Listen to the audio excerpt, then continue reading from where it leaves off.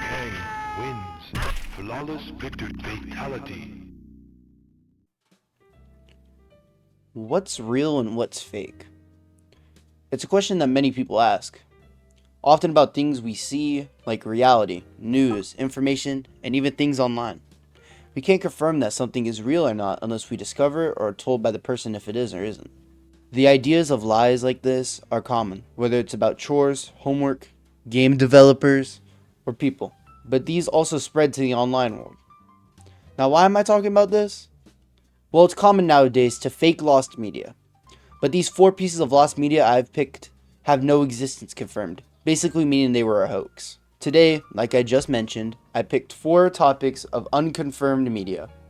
Originally, I was going to make this an iceberg, but I don't want to edit for a whole day again and have so many audio recordings take up a lot of gigabytes. So let's just get right into the first one. Max Headroom hijacking incident. Max Headroom, a classic icon of the mid to late 80s. One of the first futuristic characters to be put on TV. He was an icon in the UK and is known in the US for his Coke ads.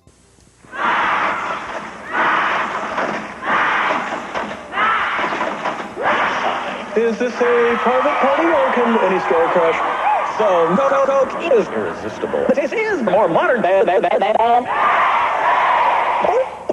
You said the P word. So, what I want to know is, if you're drinking Coke, who's drinking Pepsi? If you can't beat it, that's the way. Coke.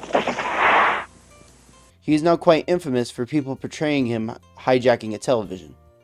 In 1987, television station WGN-TV, a Chicago-based TV station, was hijacked by these hackers. The scene was his famous geometric futuristic background with him rocking. Now, why am I talking about this? Well, this specific broadcast has alleged lost audio. Why do I say alleged? Well, because we have no idea if there is audio or not. All we have is just buzzing and such.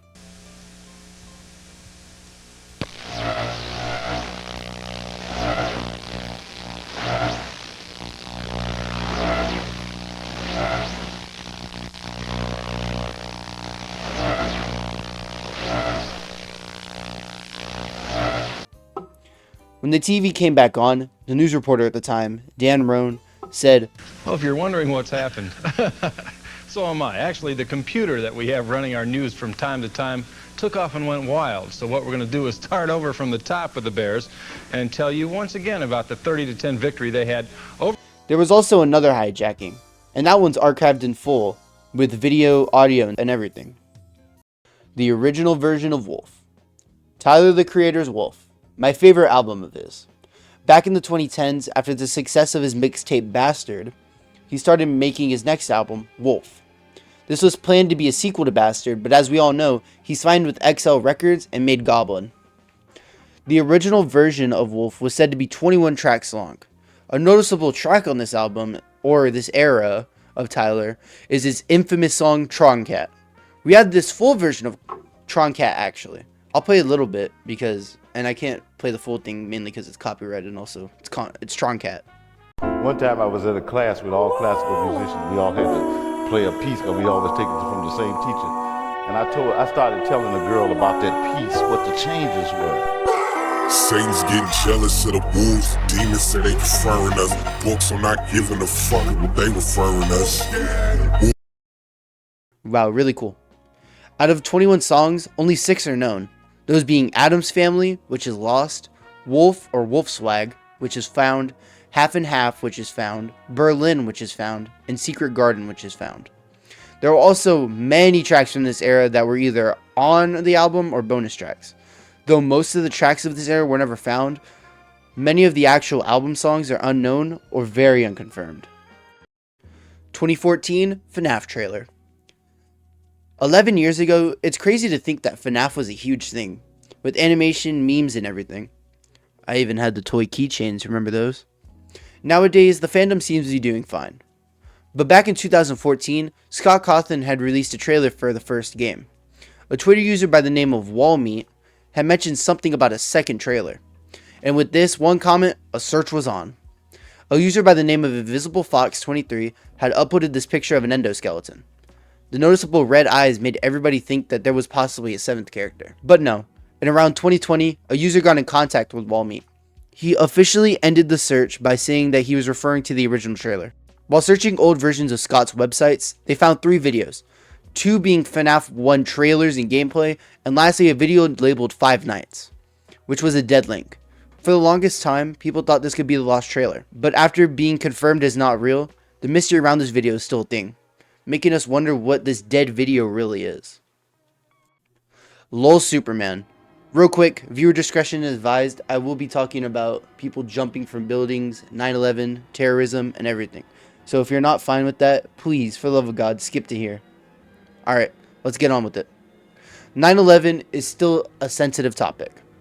We still see acts of terrorism around the world. But during 9/11, it said that 2 men went into the World Trade Center plaza and filmed people jumping and getting glimpses of their bodies post-impact. It said that the video is 2 minutes long with very shaky camera work.